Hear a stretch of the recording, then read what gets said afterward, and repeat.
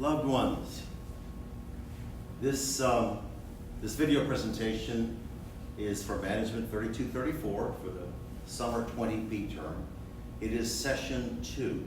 If we were meeting face-to-face, this would be our class date of 23 June 20. So I have a couple of admin things to share with you, and then I'm going to jump into a presentation that's on folio right now. The two admin things are, the first is,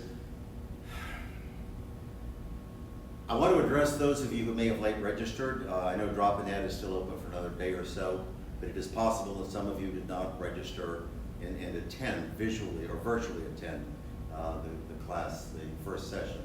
So if you did indeed register late and you missed those presentations, please catch up. The first thing I want you to do is immerse yourself in folio. You will see that this class toggles back and forth between two platforms, folio and a YouTube channel. So immerse yourself in folio, read every document on there. Not necessarily every line, but know what's there, especially the syllabus.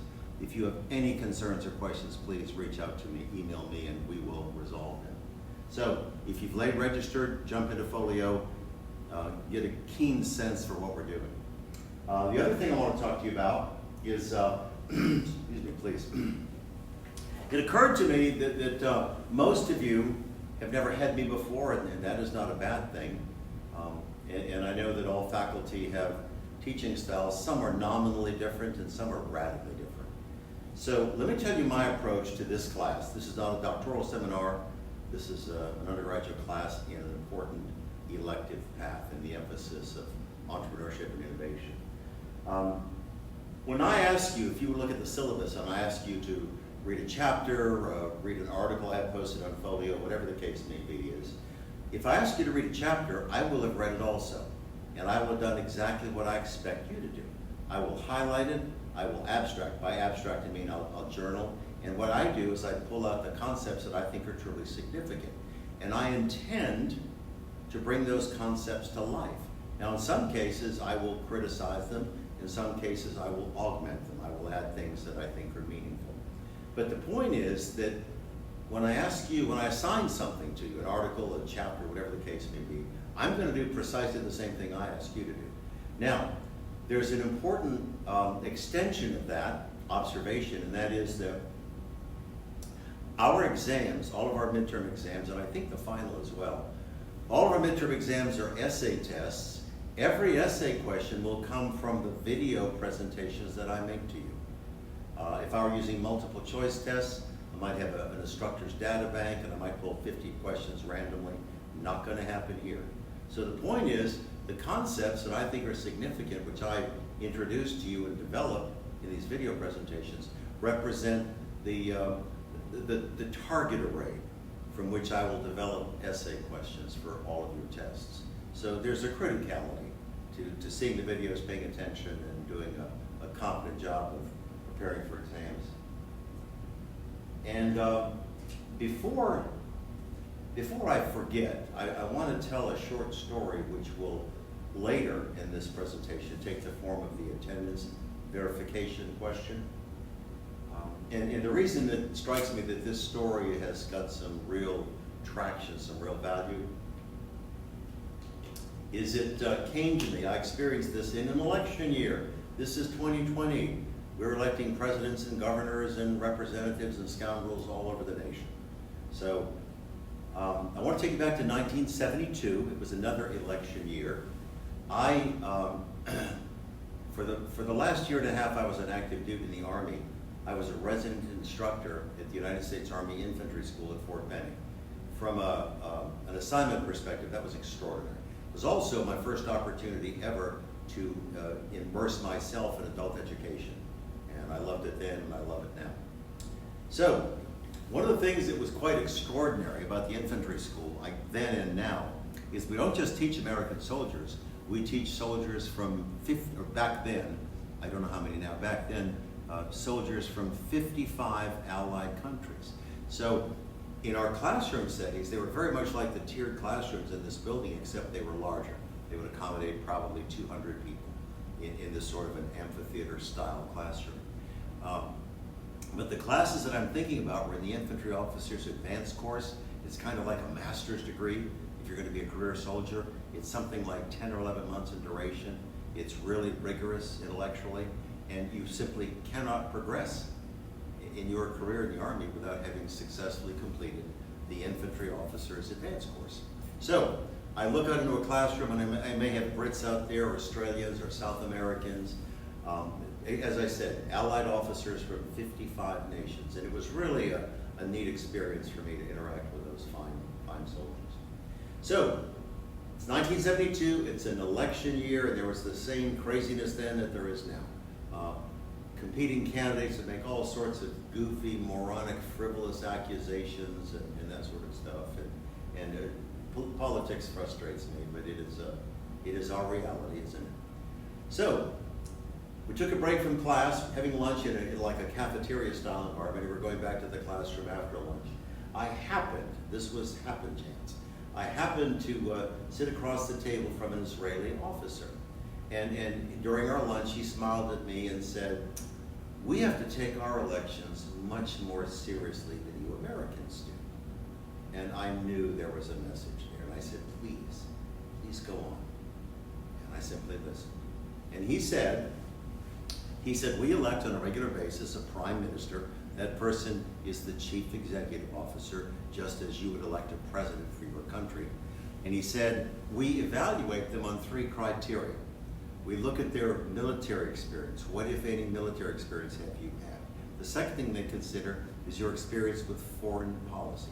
That is profoundly significant if you are a member of the Israel nation, because of the combative world that we live in. And the third thing that they look at, the people who are looking at candidates, they look at the candidates, they answer a question: have you ever successfully run a large organization?" So, when Israelis are considering candidates to be considered for the prime minister, that role in that country, they look at those 3 attributes: military experience, foreign policy experience, success at successfully running a large organization. And I just was struck by his message, because I thought, oh my goodness, why don't we do that? So I wanted to tell you that story, and let me now jump into the content, the material. Today, I'm going to take a relatively thorough review using this projection tech of an article that's on your folio page. It's a journal article about teaching systematic search, the technique for searching for and discovering and evaluating an idea that has commercializable potential. Just to give you some sort of a context or a backstory, I co-wrote this article with a friend and a colleague, and what we were doing is we were reporting to all the college professors who teach entrepreneurship what we thought was a very successful approach, a very successful technique of teaching their entrepreneurship students how to study systematic search. So if you understand that, the audience, the readers of this article, were college professors who teach entrepreneurship. We've done it successfully for a number of years, and we thought that we could really, add some value by sharing our experiences. So we're going to make a relatively thorough review of this article, but this is just so that you have sort of a foundation. This is one of the 2 articles that you are going to write an article review on. But also, you'll see that we have other class sessions that we set aside where we look at specific components, key pieces of that article that you will use in this class, in this summer session. So again, today is a relatively thorough sweep of the article in its entirety, and you will write an article review on it. I hope that this is helpful. But the greater issue is we'll be going back to emphasize and expand upon specific pieces that are meant to be helpful to you as students who are actually required to do this search. So, as you know, I don't have any kind of a clicker, so I'm going to be going to the control panel on a regular basis. So on the folio page now, article reviews, and this particular article is Journal of Management Ed 2011, and I need to download so that I can make it big.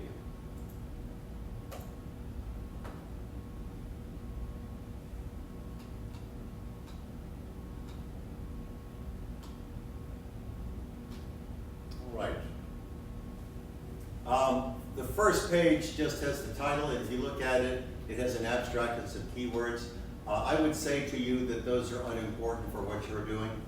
But let me let you, so this quote, this epigram is attributed to a man named Herbert Simon, who was a Nobel Prize winning economist, an incredibly bright guy.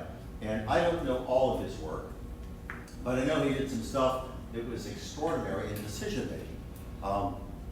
Simon studied judgmental decision making. Decisions only come in two forms. They're either analytic or judgmental.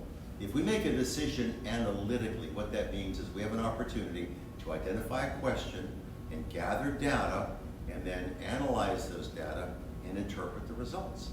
So a lot of our decisions are analytic. If we're looking at an apartment or a cell phone or a car, but many decisions we make are judgmental.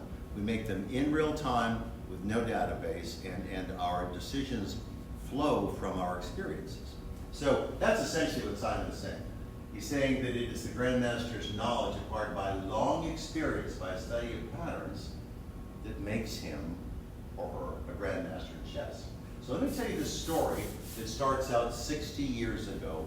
All skis were wooden. That's true. And if you look at the observations, they all had metal edges. They had some sort of a plastic bottom. Wood is great in some respects, but it's terrible in others. So I want to introduce you to a man named Howard Head. This takes us back to the late 40s, early 50s. Head was an aerospace engineer, and he was working with exotic materials, with ceramics and tungsten and titanium, and all sorts of stuff that's really still exotic today. And he was an aerospace engineer. He had significant formal training and meaningful experience in designing cool things. So it turns out that Howard Head was also an avid skier. And although wood has excellent properties, he realized that the tips would break, the skis would lose their molecular memory, so they lost their liveliness. Wood can literally swell when it absorbs moisture, or contract and twist and warp and do all kinds of things if it shrinks, if it's in a dry sort of environment. So Head knew that wood was essentially an imperfect material for skis. So he spent a long time experimenting, working, perfecting. And I'm going to have to scroll down to find the year, but Howard Head patented a ski that was, 1951, he patented a ski that was composite wood and metal, and he used sheets of aluminum alloy and proprietary resin, special stuff and wood laminates, and it was really perceived as an industry exemplar. It was incredibly durable. In fact, Head literally, from day one, warranted these skis for life. He said, if these things ever fail, we will replace them, period, no cost to you. That's remarkable. Nobody had ever done that before. So, although I'm pointing at the screen where it says 1951, you see this thing about members of the U.S. Olympic ski team? In 2018, our skiers, United States skiers, used Head skis in Pyeongchang when they competed in those Olympics in North Korea. These things are still top of the mountain. They really are. So the point is that Head brought to market, he patented and then brought to market these skis that were quite difficult. So I want to scroll down a little bit farther because there's good content there. Whoops, too far.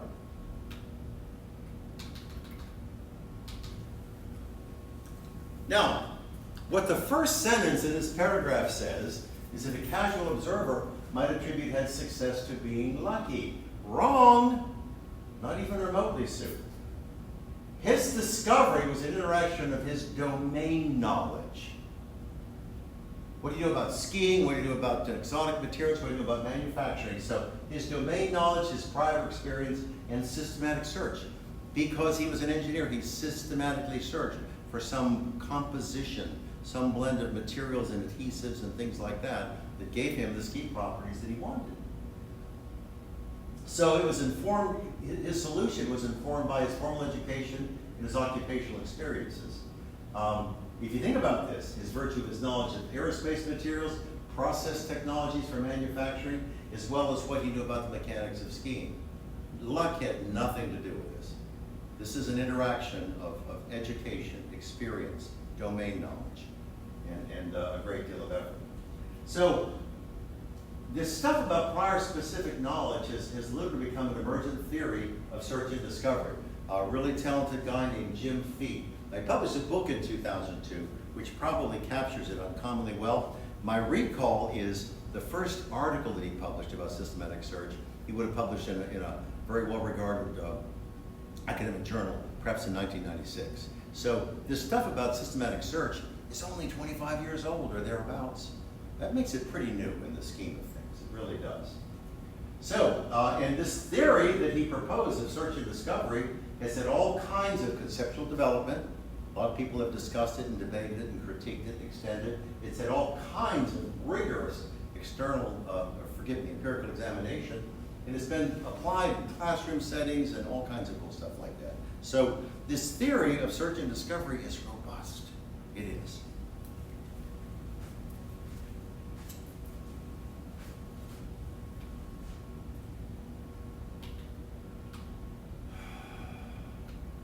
Now, search and discovery, I'm in the topical sentence of this paragraph.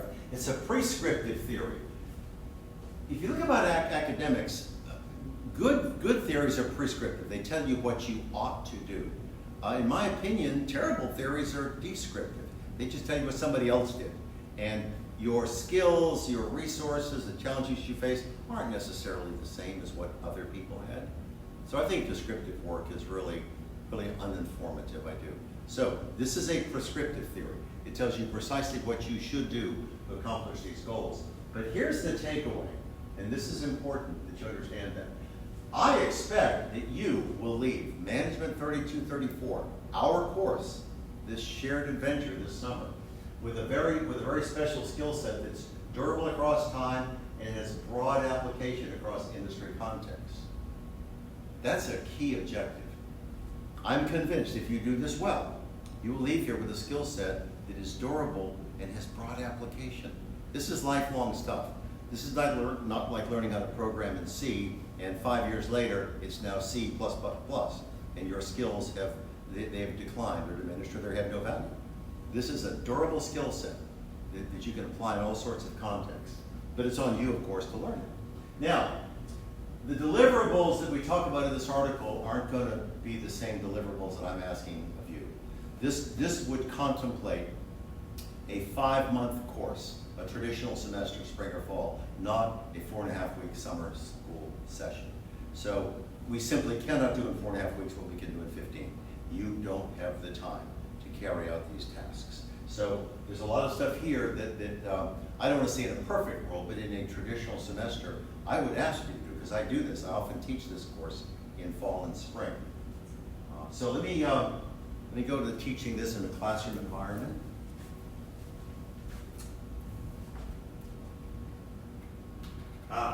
This is important. All right, so there are a couple of really important concepts I want to introduce in this section of the article. I'm going to point to 2 words in this paragraph that are italicized: opportunities and discoveries. Not the same. Those are not interchangeable words. So, the classic definition of opportunities would be imprecisely specified market needs or underemployed resources. Do you think Steve Jobs saw an opportunity when he developed his smartphone, the iPhone? You think he saw an unmet market need, one that was improper, rather imprecisely specified? There were high-quality smartphones when Steve Jobs brought the iPhone to market in 2007. In fact, BlackBerry was dominant then, and it still has a lot of traction in the market today. But the difference is, between BlackBerry and the iPhone, the BlackBerry was purely a communication device, voice and text. When Jobs conceptualized this imprecisely specified market need, he said, instead of making this a communication device, let's make this a communication device that also entertains people. So you can whip out your smartphone and you can go to Spotify and listen to Taylor Swift. That scares the crap out of me. You could watch Little Women of L.A. Oh, Brianna is such a bitch, isn't she? Yeah. So the thing that Jobs did is he saw this imprecisely specified market need. He said to himself, I think people would value this mobile device that is an entertainment device, not just a communication device. So I give Jobs, all of us would give Jobs much credit for that. So opportunities are imprecisely specified market needs. Now, discoveries are probable solutions. The opportunity that Steve Jobs saw with the iPhone was the fact that people might value a portable device that entertains them. And of course, the discovery, the solution, was this smartphone with expanded capabilities. You know, digital music and video and GPS and all sorts of other stuff. Now you can take heart rate and stuff like that. So, it's important that you see this distinction between opportunities and discoveries. Opportunities are out there everywhere, but sometimes they really defy responses. Like we point out in this article on opportunities. If you look at life sciences, there are all sorts of serious health problems out there that people either die from or are chronic problems that they must deal with, like diabetes and things like that. So we have all kinds of opportunities, but we haven't yet found a solution. We have no solution for diabetes except to jack insulin into you on a regular basis. Because apparently, if you have type 1 diabetes, your body is not capable of making insulin. So we take synthetic insulin and inject you with it, we physicians do. So my point is there are a lot of opportunities out there that don't yet have solutions. That's a big deal. But it's important that you see that discoveries are probable solutions and opportunities are the things that we should, if we could, capitalize on. So it's important that you understand that. Now, I want to scroll down and I want to talk to you about innovation.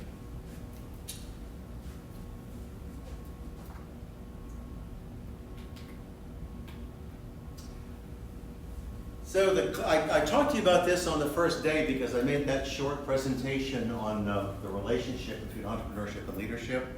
But again, we can never, if you look at entrepreneurship, you can never step away from innovation because entrepreneurship and innovation are perfect substitutes. They are perfectly synonymous. Entrepreneurs innovate. That's what they do. They carry out new combinations. So Schopenhauer, 1934, defined innovation as carrying out new combinations. You, the entrepreneur, take things that already exist and you combine them in new ways that add value. The iPhone is a great example. I'm not obsessing about Apple. I don't like Apple. The iPhone is a great example, a contemporary example of innovation. Jobs took stuff that already existed, wireless telephony, touchscreens, been in the restaurant industry for 25, 30 years, digital music, all sorts of other things. And he just took these technologies and he bundled them into one device. So the iPhone is really an excellent example of contemporary innovation. Innovation and invention are not the same. Invention is the creation of something altogether new. If you are an inventor, whatever you invent didn't exist yesterday. You came up with a new product, new service, whatever or process rather. But innovation is when entrepreneurs take things that already exist and they combine them in new ways that add value. And as I say, I'm advancing. The iPhone is a really good contemporary example of innovation. So again, these are just key concepts that are critical to what we're doing together. If you're going to be entrepreneurs, you're going to innovate, loved ones. That's what you're going to do.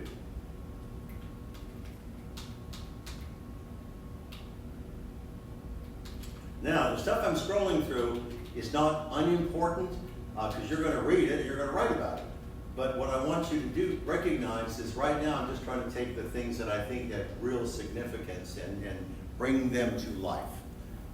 As I mentioned at the start of this presentation, we're going to take a specific section of these and dedicate other video sessions to them as well. But I want you to have a kind of a clear sense for what this article brings to you. So I want to talk to you about the differences between alertness and systematic search.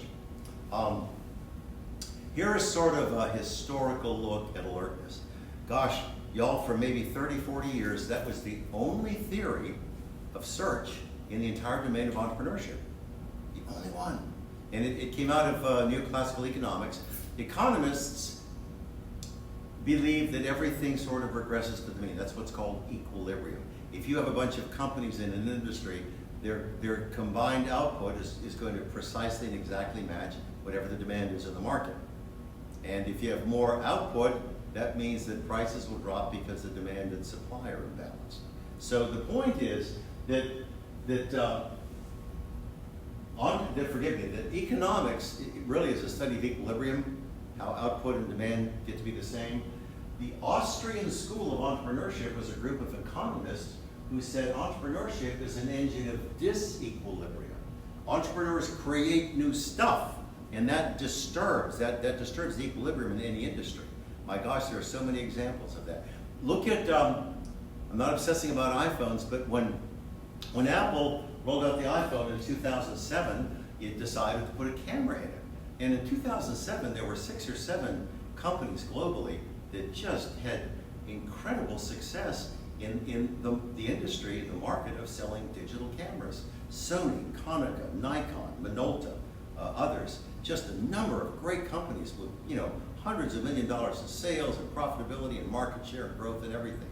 So now, starting 13 years ago with the first gen of the iPhone, everybody now has a camera in their smartphone, and many of you think, well gosh, why would I want a camera? I have one.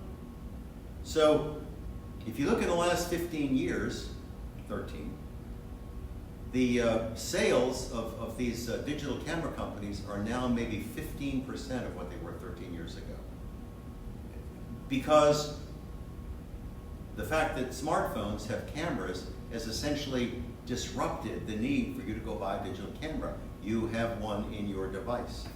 So it's been really disruptive. So this thing about, there was a small group of economists, it's called the Austrian School because they mainly were Austrians, and they said, we're economists who want to study entrepreneurship, and we think that entrepreneurship is a source of disequilibrium. It is disruptive to industries, and it's just important that you know that. So there was a guy in this group of Austrian economists, Ira Kerzner. The piece that I'm citing today, he wrote in 1979, so that is what, 30-something years ago? 31? So let me show you his definition of search. This is alertness. Kerzner says this is how entrepreneurs discover stuff. Without knowing what to look for, no idea what I'm searching for, without deploying any deliberate search techniques, I have no strategy. I'm just going to wander around with my antenna up looking for anything that I see. The entrepreneur is at all times scanning the horizon, ready to make discoveries. So this is the centerpiece of what this Austrian School of Entrepreneurship believed, these economists who said entrepreneurs search like that. Now, for more than 3 decades, that's all we had for search. There was no guidance. There were no theories on systematic search or anything like that. Now, the problem with alertness is it's not a testable theory. No, but there's no set of variables that they identify, no relationships. And because you don't have those formal relationships, there's been no empirical examination. You can't study what doesn't exist. It is a theory that is not testable. And there's also no prescriptive framework. There's nothing in this thing that guides either people like me studying this stuff or people like you engaging in entrepreneurial behaviors.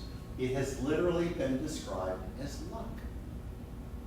If you came to me and said, Dr. Norton, I'm really kind of excited about entrepreneurship. Can you give me some guidance? Can you jumpstart me? And I said, sure. I patted you on the butt and said, go be lucky. You would shoot me, and you should. And you should reload and shoot me some more. That isn't guidance. There's no prescription. That's one of the many flaws with alertness. It is not a prescriptive framework. We are not told what to do. We are told, without knowing what to look for, without employing any deliberate search strategies, just scan the horizon at all times, looking for discoveries. Well, that's pretty stupid. So let me continue down into the systematic search thing. Right now, I'm trying to draw a distinction between alertness as a search theory and systematic search as a search theory.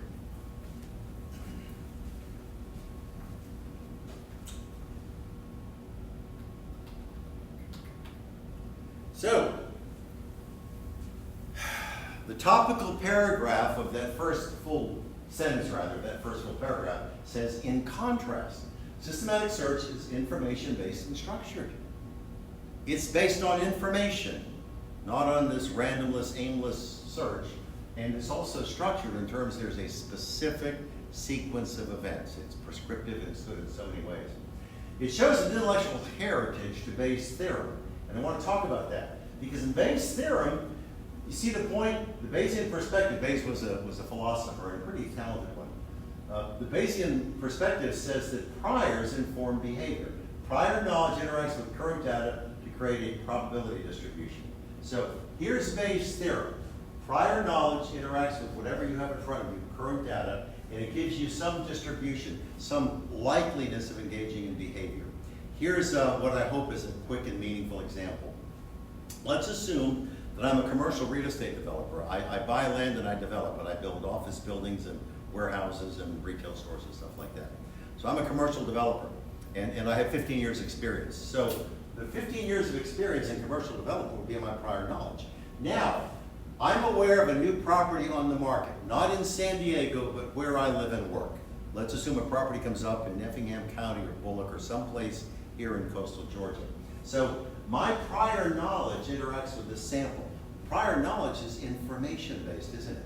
So I can evaluate this new stuff, this sample data, and I can say, okay, the likelihood that I could develop that successfully is at least 70% or something like that. But what if I look at this property, it's just come on the market, and it's in Bullock County, and it's a couple hundred acres, and it's on a great highway, a lot of accessibility, but it's farmed only for agricultural uses. If it's only ag land, I can't yet develop it, can I? I can't do anything except raise crops or cattle. So, or in your case, cannabis. Yes, don't do that, don't do that. We're not in Oregon, we're not stoners. So, doesn't it crack you up that all over the West, like California, Oregon, and Washington, right now when we have these lockdowns, you can walk in a cannabis shop and legally buy weed. But if you want your hair cut, you have to meet your hairstylist in a dark alley at night and pay her with unmarked 20s. So apparently selling cannabis is an essential business. Apparently so. Only in the stoner states. So that's just meant to be an example of the Bayesian perspective. How prior knowledge interacts with current data, some sample, and it gives a likelihood of behavior. That's what this posterior distribution is. Now, if I can use this in the specific terms that we have in entrepreneurship, your domain knowledge, what you know about a particular domain, interacts with whatever current data you have, and that gives you some likelihood of behavior. So, here's a useful example of domain knowledge. Just an example, nothing more. I have an honest to gosh 55 plus years of experience with motorcycles. My first 3 vehicles were not cars, they were motorcycles. First a Vespa scooter, then a Honda CD160, then a Triumph Daytona 500. I didn't have a car until I was well over 19, so my first 3 vehicles were motorcycles. I also raced off-road for 8 years. When I was practicing as a CPA in Atlanta, I went to school at night for 1.5 years to become a motorcycle mechanic. I was not going to leave my accounting practice and turn wrenches, but I had 3 race bikes, and my farm boy knowledge was exhausted. I needed to learn more. So I formally trained as a motorcycle mechanic. I rode Harleys for 35 years. I bought my first one in 1970 when I returned from Vietnam, and I sold my last one in 2005. Today, the only motorcycle that I have is an ATV. I've owned that particular bike for years, and I use it primarily for hunting and things like that. But my point is, I have 55 years of experience with motorcycles, so I have a lot of domain knowledge.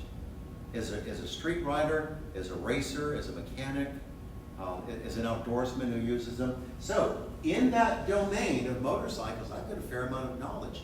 Do you think if I were going to start a business that I should search in the motorcycle industry? Because does it make sense to you that I know what is needed and I know what's there currently, and I might see an opportunity? That's right, we bet. I'm not very good at that S-snap. I've been working at it in the metro. It's not coming together yet. So, in my example, I would have domain knowledge in the motorcycle industry from a variety of sources. If I see current data, if somebody comes to me and says, Bill, I have this great opportunity, I think I'm in a position to competently evaluate it. And if I think it's a great opportunity, what am I going to do, loved ones? I'm going to capitalize on it. I'm going to act. If I'm an entrepreneur actively seeking to start a new business. So I want you to get this thing about priors, about domain knowledge. So systematic search, I'm talking now comparatively, systematic search compared to alertness. It doesn't suffer from any of those deficiencies. It has a theoretical foundation, a testable model, lots of empirical support, and we've taught it. So systematic search is so vastly superior. Truthfully, there is nothing else. Alertness is just so underdeveloped that it's embarrassing.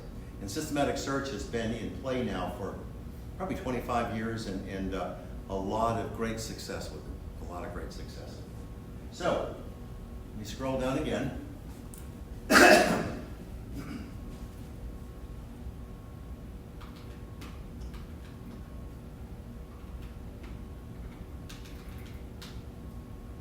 Okay, can it be taught? Heck yes. We use this section of the paper to talk about several studies and applications where we've actually taught it. Excuse me, please. And it's been very successful, off campus and on campus. So let me talk to you about this section that says a template for idea valuation. I think this is a very important discussion because you see that declaration? Not all ideas have value. In fact, the truth is, an idea has no value unless you act on it. What if I said, I have an idea to do something really cool that would benefit NFL teams? So I have an idea, but I never act on it. Ideas have no value unless you implement them, unless you act on them, no matter what the domain is. So ideas are valueless, literally. That's actually why a lot of people in the venture capital community will dismiss someone who sits down with them to talk about a venture, and the someone, the aspiring entrepreneur, will say, I need you to sign this non-disclosure agreement. And the venture capitalists say, you are too naive for us to even talk to you. Your idea has no value whatsoever until you bring it to market. Then and only then does it have value. So you'll discover, if you actually seek private equity capital, that you're not going to be treated rudely, but people won't be very patient if you indeed are naive or self-absorbed. So, not all ideas have value. But the obvious question is, how do I know if an idea that I have has any value at all? So, in an earlier study, you see I cite Feed and all 2007, you and I are going to look at this in our next class meeting. It's an article that Jim Feed and Nan Klaus and I published in an engineering journal, the Journal of Engineering, Technology, and Management. We published it in 2007. We had done an empirical study, and as part of that study, we developed a template to evaluate ideas. Now, admittedly, it's prospective. We're looking into the future, but that's the only way we come up with evaluation. So let me push this a little farther. I'm going to scroll down to the next page.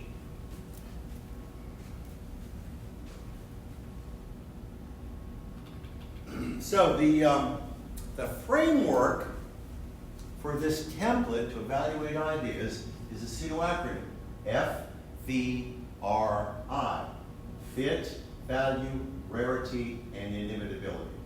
And in the body of this paragraph, I've italicized, we have italicized, those four attributes: value, rarity, inimitability. What was the other one?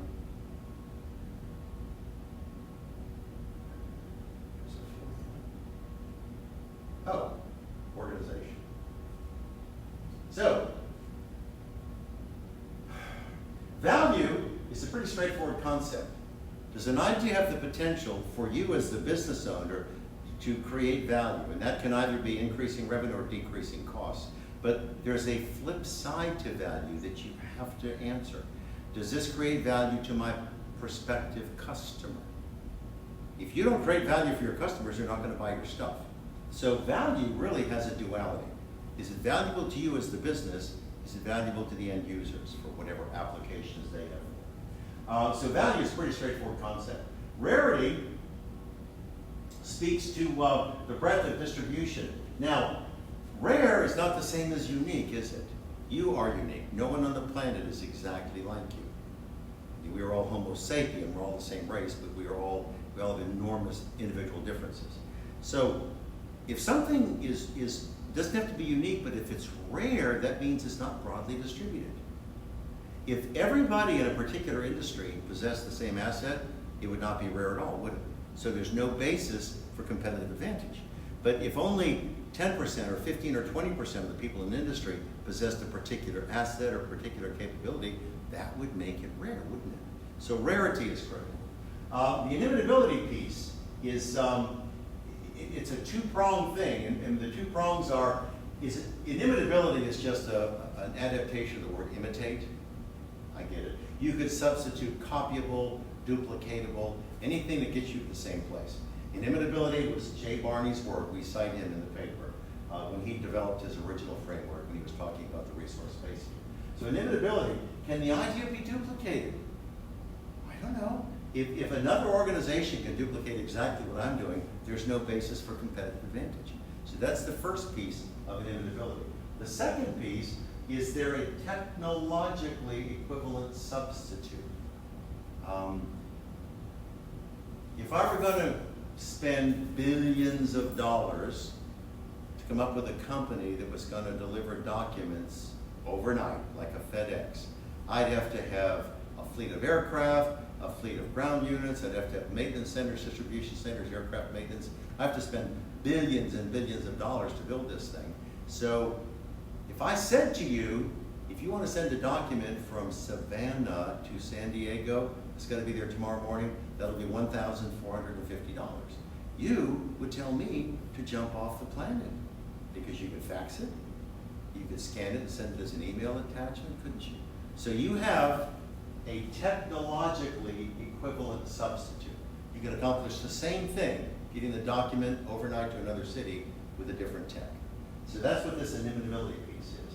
And then the organization just says essentially, does the organization, is it structured, is it organized to take advantage of this stuff? Like what if you had a cool idea but no marketing department? Stop it. The register has to ring, you have to sell stuff. So the organizational piece is almost intuitive, and we don't talk about it in that particular paragraph. So my point is, if you are doing a search and it's in a domain where you have competence and experience and knowledge, and you find an idea and it's promising, how do you know if it has the potential to generate wealth? FVRI. Oh, the fit piece we haven't talked about yet, and I just, what was that? That's at the first. Fit says that is the actor competent to discover and employ a domain-specific idea? It begs experience. If you think back about my example a moment ago about me having a great deal of experience in the motorcycle industry, if I were going to be part of a new venture that was going to serve that market, I have fit. But what if you came to me and said, Bill, I want to open a new chain of donut shops. Is that the same as the motorcycle industry? No. It's food service, which means I'd have to master a set of skills that I don't possess. I have zero experience as a baker. So I have no domain experience, do I? Making pastries versus manufacturing and selling parts for motorcycles. So I would have no fit if you brought an idea to me that we'd be the next Daylight Donuts or the next KK or whatever the case may be. So fit says, do you, as the organizational actor, have domain knowledge? Do you fit this concept in that industry? So the point is, you look at those four things. Does the venture team have domain knowledge? Is it going to create value? Is it relatively rare? Can it be copied? And if the answers are yes, we fit, yes, it creates value, yes, it's rare, and indeed it is inimitable. It cannot easily be imitated. If we answer those four things affirmatively, boom! This idea has value. We can't say that this idea is worth 1.7 million or 2.9 trillion or whatever the case may be, but do you see the practicality of that? If we have the domain competence, if we think it can create value, if it's relatively rare and it can't easily be duplicated, hallelujah. That idea is commercializable. So this is, again, this does not yield a number, this does not yield a valuation, but this yields an assessment about the potential for success of any idea that you think is commercializable.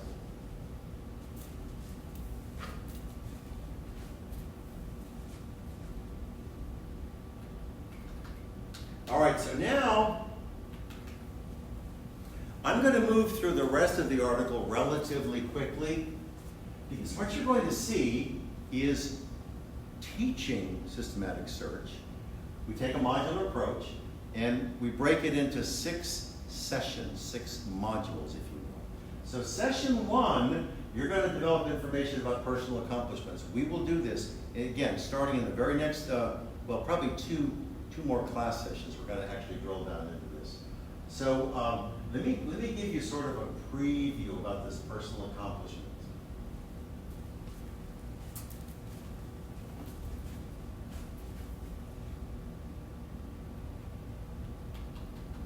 All right. You will be asked to begin this process by developing a list of personal accomplishments. There is a single criterion. You identify anything that you think you did quite well. It doesn't matter if other people agree. It doesn't matter to me if you scored 30 points in a basketball game in high school, if you won a spelling bee, if you race go-karts, you've had great success, if you're a talented pianist, if you're the best cook on the planet. Tell me where you live, I will come over and you can make stuff. It doesn't matter that anybody else would agree. If you think whatever you did was a significant accomplishment, it is a significant personal accomplishment. And so that's the very first part of this process. And again, I want to show you something. I'm going to scoot down and then I'll come back. We're going to ask you, literally, I'm going to ask you to identify at least 10 or 15 accomplishments. I've done this every semester for a lot of years. And some of you may identify 40. But whether you've ever been asked to do this or not, I promise you, it will be easy for you to identify 10 or 15. It could be getting a driver's license, passing the test the first time. It could be struggling with something and overcoming that obstacle. I had a kid who described as one of her personal accomplishments, this was in her venture journal, I'd never seen this before in writing. She said, I lost the freshman 60. And I thought, the freshman 60? I've heard the freshman 15. So this woman, I don't know what size she was when she came to Southern as a freshman, but she gained 60 pounds in her freshman year. And on her frame, that was a lot of beef on the hoof. So what she did over the next year or two is she committed to both healthy eating and a fitness regimen. So she started eating in ways that you would describe as smart or healthy or whatever. That to me is a donut. Donuts are health food because they're good for our emotional well-being. So I'm actually on the donut diet. I go off plan sometimes and I eat pancakes and ice cream and chocolate, but I stay pretty close to the donut diet. But my point is, so she developed a new regimen for eating and a new regimen for exercise, and she dropped 80 pounds. So she gained 60 as a freshman. Over the next 2 years or so, dropped 80. So she went from like 200 pounds to $120 or something like that. So my point is, to her, and I get it, that is a significant personal accomplishment. She was disciplined. She changed the way she ate, the way she exercised, and it had significant health consequences. I'm not on some weight loss kick or anything like that. I'm just telling to you what one of my students identified as a significant personal accomplishment. And it's easy to validate something like that. So if you think it's important, it is a significant personal accomplishment, and it needs to be part of what you do in this first thing. And then I give some other examples in here about what other kids have identified as significant personal accomplishments. Now here's what I want to do. I'm going to give you a preview. Right now I'm going to scroll back up. In the article, this section says Search and Discovery Session 1. Now, the body of the article, I told you, is developed to be read by and used by faculty who teach entrepreneurship. But there's going to be some guidance for the students who do this stuff. So every Search and Discovery session has an appendix that's paired with it, and it's meant explicitly for the students. So let me scroll down to Appendix A, and I'll show you this.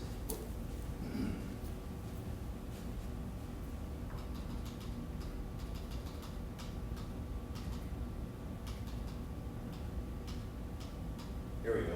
Appendix A. Search and Discovery Session 1, developing information about your personal accomplishments.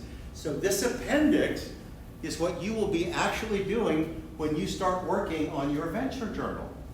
This is the clear and specific guidance to the students. The body of the article is written for the faculty who teach entrepreneurship to college students. These 6 appendices, there's an appendix for every one of the sessions that we talk about. This is specific and clear guidance for what you're supposed to do. And again, you and I together are going to go through this stuff. But I just wanted you to know that there is this sort of a pairing. For every session that's talked about in the body of the paper, which was written for college professors, there's an identical, or complementary rather, appendix for the students. So let me scroll back up now to the body of the article. Goodness, excuse me.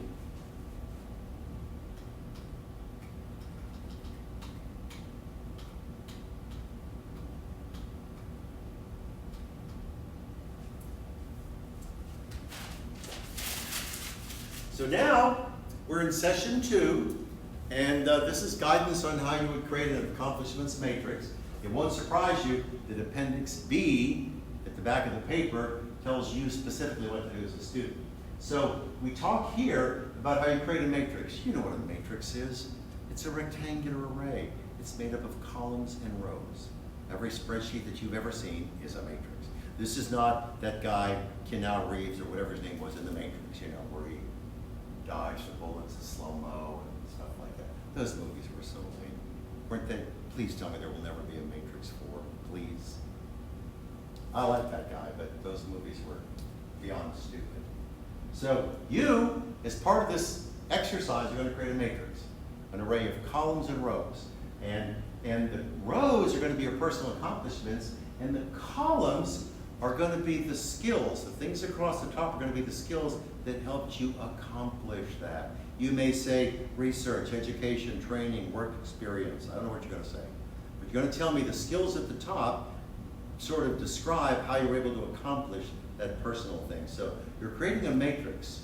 And again, you and I will talk much more about this. I just want you to know what's in this session 2.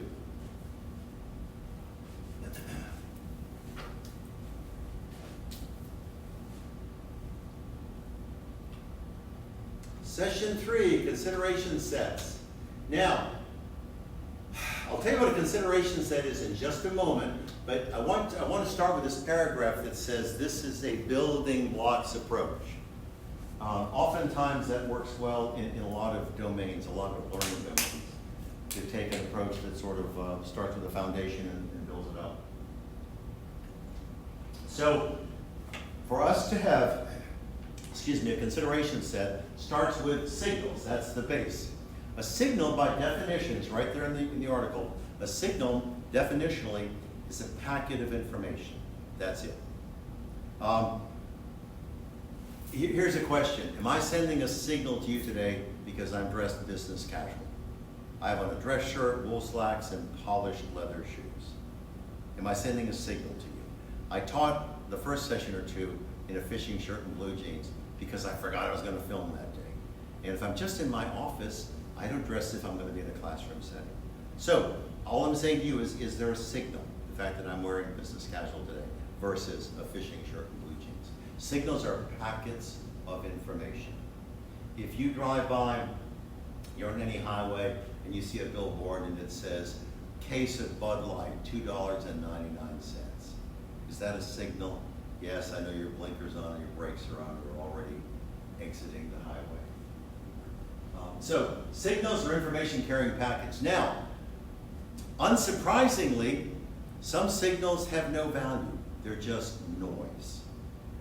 Some signals have so much value that they are actionable. My silly example with Bud Light, a case for $3. That's a signal that carries information, and it's so significant to many people that they would act on that. Other signals, not noise and not actionable, other signals are somewhere in this vast middle, and the suggestion is that I'm making is that those signals are promising. They may prove valuable to us or they may not, but we don't know without more exploration. So we have to get information about those. So signals generally, it's very easy to classify them into 3 groups. Noise, no value whatsoever. Actionable, so good that we act on them now. And then this big bunch in the middle of signals which are promising, but without more information about them, we simply don't know. We don't know if we should discard them. We don't know if we should act on them. So signals are the base thing in this building blocks approach to consideration sets. So the next thing is for you to create information channels. Look at the definition. They are defined as sources of frequent, reliable, low-cost signals. Here's a useful example of an information channel. I have, for a number of years, been a member of the Statesboro-Bullock County Chamber of Commerce. I'm not actively in business, but it occurs to me that I should be plugged into this community. I should be aware of what's going on, and I should, to the extent that I can, make a contribution. So I've been a chamber member for a number of years. We have meetings, luncheons, business after hours, coffee and cards, emails. You see my point? My membership in the Chamber of Commerce is an information channel because it is a source of frequent, reliable, low-cost signals. If you were interested in buying an RV, you'd be crazy in the head just to go out and spend stupid money on an RV. So here's an example of an information channel. There's an RV magazine called Trailer Life. Okay, so here's an idea. If you're interested in owning an RV, you subscribe to Trailer Life for 2 years and you just devour every article in there. Now, some of them won't matter. Some of them may be talking about living off the grid. Some of them may be talking about diesel engines and your tow vehicle doesn't have one. But my point is, if you know nothing about recreational vehicles, subscribe to a magazine that only focuses on that domain. That's a great information channel, isn't it? What's the subscription? $18 a year or something like that? So there's so many things that are information channels. As long as you get it, that an information channel is just a source of frequent, reliable, regular, low-cost signals. So that's what information channels are. It's just a place for you to acquire signals, and then you must evaluate them. Now, I will scroll down in a second, but the point is that signals come from information channels, and a consideration set is nothing other than a small grouping of several information channels. Let's pretend that I'm a guy that wants to develop commercial real estate here in Statesboro. So am I going to join the chamber? Heck yes. Am I going to pay attention to what the Downtown Development Authority is doing? I am. The zoning board, yes, I want to give them their email distribution. Will I join one of those multiple listing services for realtors so I know what properties are coming on the market? Absolutely. So I just identified 4 information channels: the chamber, Downtown Business Authority, zoning boards, and real estate multiple listing service. Those are examples, but those are 4 information channels, sources of regular, reliable, low-cost signals, and together they represent a consideration set. So I would build, now it might just have 2, it might have 3, it might have 7, but I would build a consideration set for every domain where I have domain knowledge, because I don't know what I'm going to find. I told you that I'm interested in motorcycles. I know a fair amount about cars, and the reason I know a lot about cars is for 7 years, I raced GT cars on road courses, and I built the cars that I raced. So I know a great deal, not just about cars, but about performance. A great deal, because I built the cars that I raced for 7 years. That's a second domain where I have knowledge. Guns. I grew up on a dairy farm, and I will promise you, if you haven't grown up as a farm kid, hunting and fishing and shooting is very much woven into the fabric of rural America. I know that horrifies people in Hartford, Connecticut, and Philadelphia, and other places that I would never live. But my point is, I grew up on a dairy farm. At the age of 7, I had a gun in my hands. And my dad, who was a World War II infantryman and very well trained, was standing behind me with his arms around me, not just ensuring that I was safe, but teaching me how to safely and responsibly use that. So for 7 years he did that. At the age of 14, he gave me my first rifle. And he didn't just give me this fine rifle, he gave me the freedom to use it. He told me that I demonstrated that I was responsible and trustworthy. And it wasn't just the gun that was mine, the freedom to use it was mine. So I've been in the military as an infantryman, I've gone to war, I've used guns in a combat thing, I've carried concealed for 40 years, I have literally hunted all over the world. My wife and I have been on 3 African safaris. I've I've hunted in 4 of the 10 Canadian provinces. I think in every state in the Rockies, from Mexico to British Columbia, all over the Southeast, New England, the Midwest. I hunted a lot of places. I've shot every competitive venue that you can imagine. Shotgun, rifle, pistol. I mean, just so many different things. Today, summer of 2020, my habit is to train 6 times a month. Sometimes I can't do it, sometimes other things intrude. But I typically have 2 long rifle sessions, long-range precision rifles, and 2 training sessions with tactical rifles, and 2 training sessions with pistols. So guns are a huge part of my life. I mean, literally 60-something years with a gun in my hand, and all kinds of meaningful experiences and training, military and civilian, and lots of applications, as I say. So I'm just saying to you that if I were going to look for some really cool idea, the 3 domains where I know a great deal are guns, cars, and motorcycles. I'm not going to look, how would I come up with a new restaurant concept? I have no domain knowledge there. Do I know how to eat? Yes. Is that the same as starting and launching a business? No. Do you see my point? The 3 domains that I would search are domains that I have decades of meaningful experience in.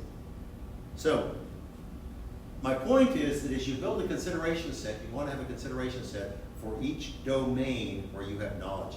You might find, and this happens often, I see this with my students for 15, 20 years now, you may find that you have 4, 5, 6 domains where you're really pretty sporty. You've got a lot of experience, a lot of knowledge, a lot of demonstrated excellence. Great. If you're going to do a search for some entrepreneurial venture, you need to have a consideration set for each of those 6 domains, if that is indeed where you have competence. So, back to the building block. Signals, packets of information channels, sources of signals, consideration sets. You take 3 or 4 or 5 information channels that belong to the same domain and you collect them, and that creates a consideration set, and then you begin to regularly search and update and do things like that. And you will at some point discover an idea that has the potential to generate wealth.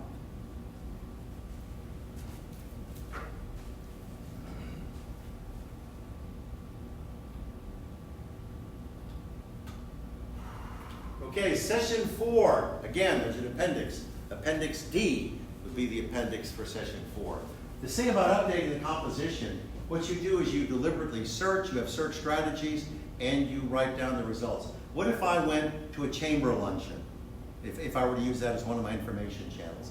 And I said to myself, I remember I'm that commercial real estate developer, and I said to myself, I talked with a couple of people, wasn't able to discern any new opportunities. No properties coming on the market that I could buy and acquire and develop. So I'm conducting this active search. I'm engaging in this information channel, and I'm updating my consideration set where I make these notes, literally, whether it's in a 3-ring binder, a notebook, a spreadsheet electronically, it doesn't matter where I capture them. But I would say, on this day, attended chamber luncheon, talked with, and I would identify the other actors and found nothing or promising or whatever it is that I found. So updating a consideration set essentially means that you develop a set of strategies for searching each of your information channels, and then you implement those strategies and you write down in real time the results of your search. And again, some will be non-issues or no results or promising or who knows. So that's what this updating the consideration sets is all about, actually doing the search.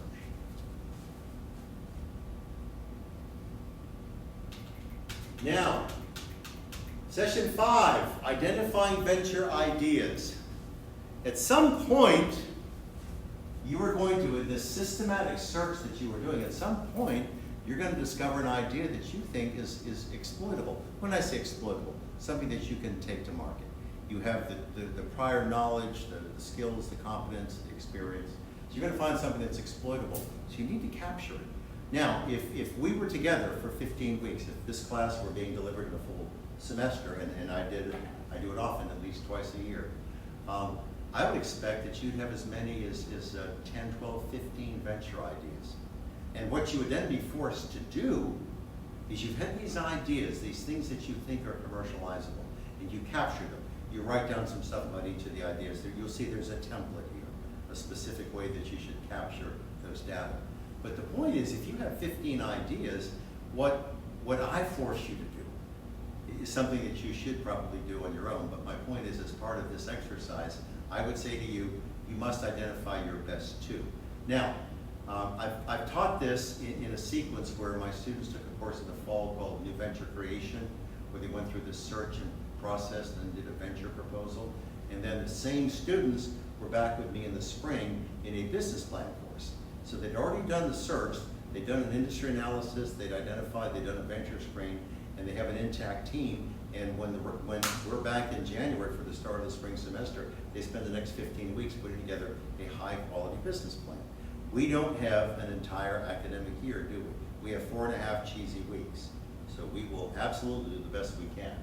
But my point is that if this were a standalone session and there's an Appendix E down here for you as the students, what you would do is you identify the ideas that you think are commercializable. And I would expect a set of ideas. However, in what we are doing, I'm going to, because I have to shrink the scope of what I'm asking you to do, I want you to do sort of a sort in real time. And the only thing that you have to bring forward, the only thing that you will ultimately deliver to me is one idea that you think is commercializable, but that'll be pretty well refined because you'll have to wrap some other things around that one idea. However, you can't arrive at one idea unless you've done the search, and you may have many others, but you may look at them and just discount them. Instead of recording all of them, you may say, this one is the killer one. This is the one that I want to wrap a business around and take to market. So this particular session, we just describe and discuss how you identify venture ideas. And the last session is the deliverable. You report the outcomes. And again, we are not together in a 15-week semester. I would often have my students turn in a fairly substantial 3-ring binder, their venture journal, with every piece of this search process captured in real time. And this is a big document. This is at least 25% of their grade. But they would have to present their best two. And when I say present their best two, I mean come up here where I am and 60 seconds each tell you about their best two, because the whole point is they are recruiting team members. There's no such thing as solo entrepreneurship. That is a misguided notion. If you're going to take a venture to market, you need co-venturers. You need people with complementary skills. So my point is, we would use this best two presentation. If I'm sitting out there and my ideas aren't really energizing, and you present something and it lights me up, I'm going to race up to you after the presentation and say, I want to be part of your venture team. So we'll go forward together and as I say, wrap a business plan around this concept.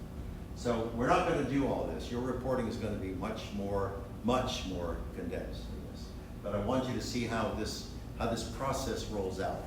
The 6th session is one where you report the outcomes. You would, in this context, you would give me your venture journal, you would report your best two orally to your classmates, and you would start to form venture teams. But we're not riding that pony together.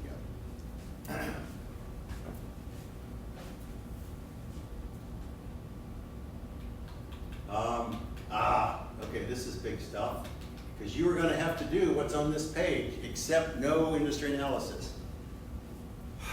In the 15-week semester, I would have you do a product market technology statement for your best idea, when you want to commercialize. You would do an industry analysis, Porter's 5 forces, mainstream strategic analysis, and you do a venture screen. Here, you're just going to do the PMT statement of the venture screen. So we will come back to this. I have an entire session set aside for PMT statements and venture screens. But we're going to come back to this article. We're going to use this guidance for you to do those two documents. So since we're going to come back and have a dedicated presentation for how you would do a PMT statement and how you would do Timmons 4 anchors, I'm just going to push through it right now because it would be redundant.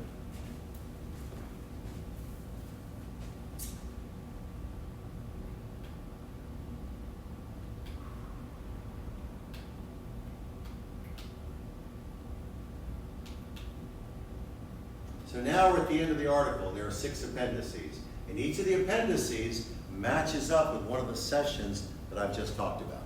And the appendices are meant to be clear and specific guidance for the students who are asked to carry this out. This is a shift away from that focus where we, the authors of the article, were talking to other entrepreneurship educators. This is exactly how you would do each of the component pieces of your venture journal. So again, we have maybe 2 or 3 days just to look at these 6 appendices. So the truth is that I've had a chance to do what I wanted to do, and that is make a fairly thorough review with you of this article, this Journal of Management Education article, literally on teaching systematic search. And I hope it's been beneficial, and of course, it's something you can review because it's not going away. It'll stay on the channel for quite a while. So now, I'm at the end of what I wanted to share with you, and I'm going to pose the question to you, the one that you would use to verify that you virtually attended this class. And that question is, first of all, before I ask the question, I want to remind you that every email you send me has to have your class, your section, and the session number that you are talking about. This is session 2 for Management 32-34, and I don't know what section you're in, but you do. Your email has to have those 3 things, or once I open it, I won't acknowledge anything. I can't identify it. That every email you send me, class, section, and session, every one that you send me must have those things. So please don't drop that ball. So the question is pretty straightforward. In Israel, what did the citizens of Israel, on what 3 criteria, on what 3 dimensions would they evaluate a candidate who wishes to be the prime minister of that fine country? What are the 3 attributes that Israeli citizens would use to evaluate a candidate for the prime minister? So for today, we're done. I love you. We'll be back soon.